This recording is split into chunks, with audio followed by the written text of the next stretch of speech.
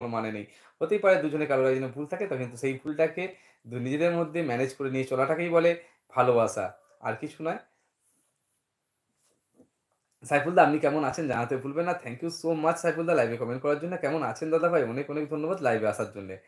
আর অবশ্যই আপনি কমেন্ট করেছিলেন, আপনার কমেন্ট আমি সঙ্গে, সঙ্গে পেয়েছিলাম।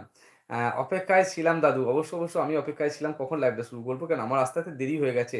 আমি আজকে যদি 7:30 টার সময় হরিপাল নেমেছিলাম, গাড়ি নিয়ে গেছিলাম, বাড়ি আসতে মিনিট ১৫ সময় লাগতো।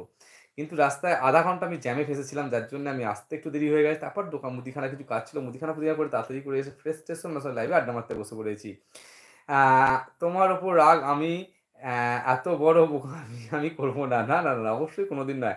বোকামি নয়, রাগ মানুষ কারোর উপরই আমার উপর না, কারোর উপর করো না। কারণ রাগ আমাদের আ স্মৃতিভ্রম করায়, আমাদের খারাপ রাস্তায় পরিচালনা করায়, এটাই আমি মনে করি। রাগ করা উচিত না। রাগ না করে অবশ্যই একটুখানি অভিমান করবে। আর অভিমানটা ওই যে বললাম ২ বার ৩ বার ডাকি সাড়া দিতে হবে, সেটাই হচ্ছে ভালোবাসা। ভালোবাসা সেটাই যেটা ১ বার ২ বার ৩ বার ডাকি সাড়া দেয় কেউ। আলহামদুলিল্লাহ আমি ভালো আছি দাদু। অবশ্যই ভালো থাকুন, সুস্থ থাকুন। উপরওয়ালার কাছে সবসময় প্রার্থনা করি। আমার সকল দাদাদের, সকল ভাইদের, সকল দিদিদের, বোনেদের সকলকে আমার উপরওয়ালা সবসময় সুস্থ থাকুক, ভালো রাখুক, এটাই আমি মনে প্রাণে চাই। আমি চাই না আমার কোনো মানুষ খারাপ হোক। কারণ আপনাদের শরীর খারাপ করলে সবচেয়ে বেশি শরীর খারাপটা আমার করে।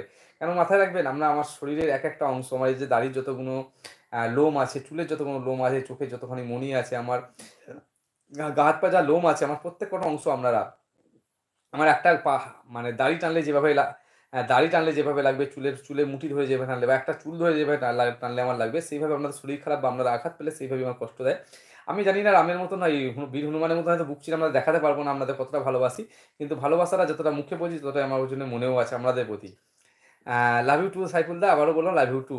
তারপর চলে যাবো সমীরণ লিখেছে, দাদা আমি খেয়ে নিই তারপর আসছি। অবশ্যই আর খেয়ে নাও অবশ্যই লাইভ কন্টিনিউ আছে। খোকন ভাই, অমিত ভাই কই? মেজদা এখনো লাইভ দেখছে বাট মেজদা লাইভে কমেন্ট করেনি।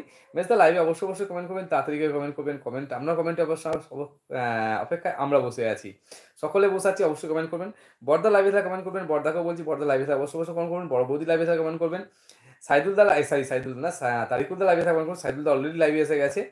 তারিকুলদা লাইভে থাকা কমেন্ট করবেন। এরশাদ মিয়া বহুদিন যাবৎ লাইভে কমেন্ট করেনি। আইজুল লাইভে থাকা কমেন্ট করবেন। সুলতানা বোন আমার বহুদিন লাইভে কমেন্ট করেনি। সুলতানা বোনও লাইভে থাকা কমেন্ট করবে। আমার ২ রিনা বোনকে বলব, রিনা বোনও যদি লাইভে থাকো অবশ্যই কমেন্ট করো। কমেন্ট করতে ভুলো না। কারণ তোমাদের কমেন্টগুলো আমাদের আরো লাইভটাকে আগিয়ে নিয়ে যেতে সাহায্য করবে।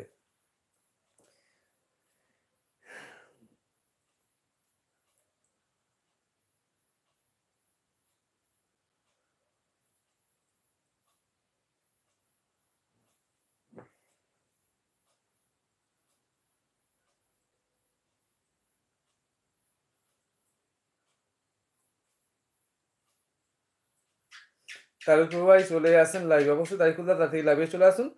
আপনার লাইভে অপেক্ষায় আমরা সকলে, আপনার কমেন্টে আসায় আমরা সকলে বসে আছি তারিকুলদা। তারিকুলদা লাইভটা যদি দেখে থাকেন অবশ্যই লাইভে কমেন্ট করবেন। আর অবশ্যই জানাতে ভুলবেন না আপনার শরীর এখন কেমন আছে। আমরা অবশ্যই তারিকুলদার জানি তারিকুলদার পেটে পাথর হয়েছিল, তার জন্য অপারেশন হয়েছে, মাইক্রো সার্জারি হয়েছে। তো যাই হোক তারিকুলদা যদি অবশ্যই লাইভে থাকেন অবশ্যই কমেন্ট করে জানাবেন আপনি কেমন আছেন দাদাভাই। আর লাইভে থাকার জন্য, লাইভে আসার জন্য অনেক, অনেক ধন্যবাদ জানাই যারা লাইভটা দেখছেন এই মুহূর্তে।